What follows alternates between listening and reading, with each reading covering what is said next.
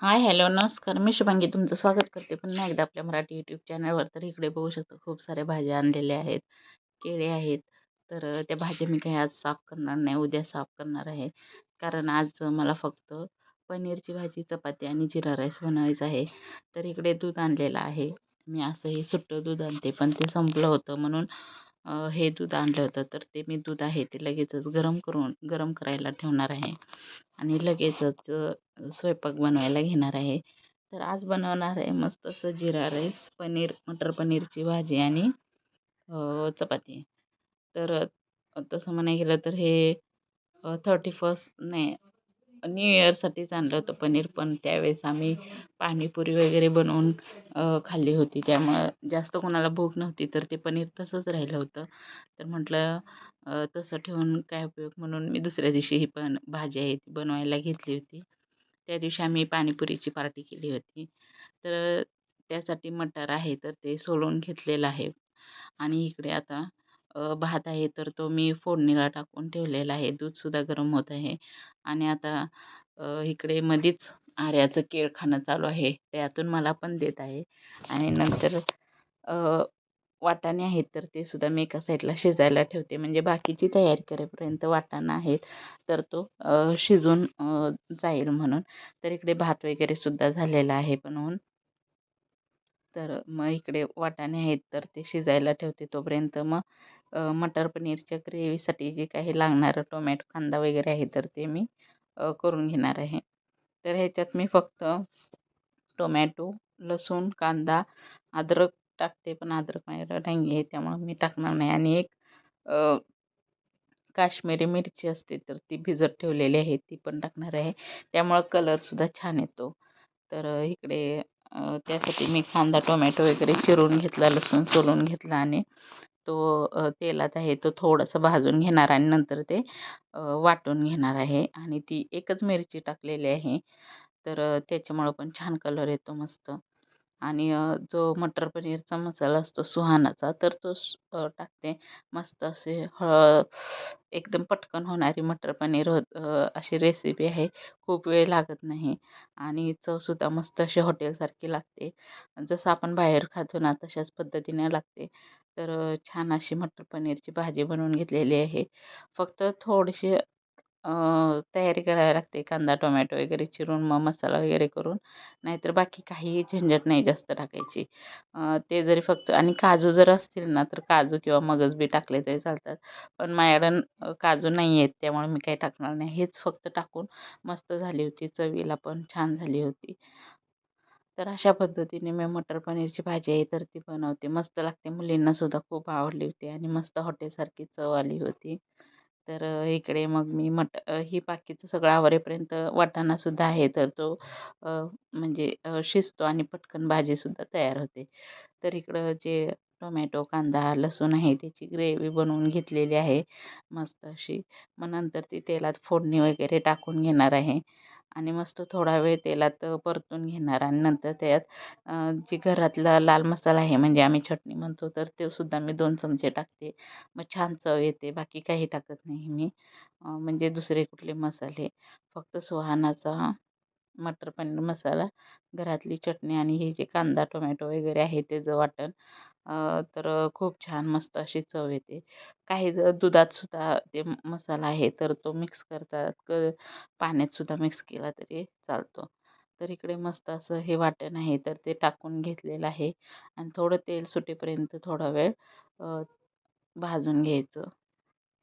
आणि नंतर तुम्ही त्याच्यात गरम पाणी आणि ते वाटण आहे तर ते टाकून घ्यायचे आणि नंतर पनीर टाकायचं. तर खूप छान अशी चव आली होती. टेस्टीसुद्धा झालं होतं. तर ह्याच्यात मी आमचा घरगुती मसाला आहे तर तो सुद्धा 2 चमचे टाकलेला आहे. त्याशिवाय चव लागत नाही. मी एकदा ट्राय करून बघितलं म्हणजे घरातली चटणी न टाकता अजिबात टेस्टी झाले नव्हते.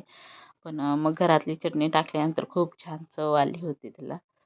तर मस्त अशी मटर पनीरची भाजी वगैरे आहे तर ती बनवून घेणार आहे. नंतर चपात्या वगैरे आणि अ, भात तरी ऑलरेडी झालेलाच आहे. तर इकडे वाटाणा आहे तर तो सुद्धा तोपर्यंत शिजलेला आहे मस्त असा. तर तो सुद्धा मी ह्याच्यात आहे तो टाकून घेतलेला आहे. आणि आता पनीर आहे तर ते सुद्धा चिरून ह्याच्यात टाकणार आहे. म्हणजे पनीर आहे तर ते तेलात वगैरे सुद्धा कोण कोण तळून घेतं किंवा फ्राय करून घेतात, पण मी तेलात वगैरे काही नाही भाजत. मी असंच चिरून टाकते, छान लागतं. आणि तेलात तळल्यामुळं काय होतं, खूप ऑइली पण होतं आणि खूप तेलकट तेलकट होतं, त्यामुळे मी नाही टाकत. मी असंच चिरून वगैरे टाकतो. तर छान लागते तशी ही चव, मस्त, काही फरक पडत नाही किंवा तुटत सुद्धा नाही किंवा असं फुटत सुद्धा नाही ते पनीर. त्यामुळे मी असंच चिरते आणि टाकून देते. तर बारीक बारीक तुकडे पनीरचे आहेत तर ते सुद्धा करून असे ज्यावेळेस ते वाटाणा वगैरे शिजलेला मसाला जर असं असं तर मग नंतर मी ते टाकून दिलं होतं त्याच्यात. तर थोडा वेळ अजून हे तर मटर पनीर आहे तर ते ठेवलं होतं शिजायला. तोपर्यंत जी काही भांडी पडली होती बेसिंगमधली तर ती सगळी आवरून वगैरे घेतली. सगळं किचन ओटा वगैरे क्लीन करून घेतला. चपातीचं पीठ मळून वगैरे ठेवलं होतं. भातसुद्धा इथं झालेला आहे आणि आता फक्त चपात्या बनवायच्या आहेत. तर मग आता चपात्या वगैरे बनवून घेणार आणि भांडी वगैरे सुद्धा सगळं झालेलं आहे. किचन क्लीन करून झालेलं आहे. तर अशा पद्धतीनं जे काही रुटीन आहे संध्याचं ते थोडं शेअर केलेलं आहे आणि मस्त अशी मटर पनीरची भाजी आहे तर ती मी तुमच्याशी शेअर केलेली आहे. एकदम झटकीपट होणारी आणि खूप जास्त असं तामझाम न करता पटकन होणारी मटर पनीरची भाजी आहे. मस्त अशी हॉटेलसारखी चव आली होती त्याला. तर आता इकडे चपात्या वगैरे आहेत तर त्या बनवून घेते आणि नंतर जेवण करून वगैरे घेणार आहे.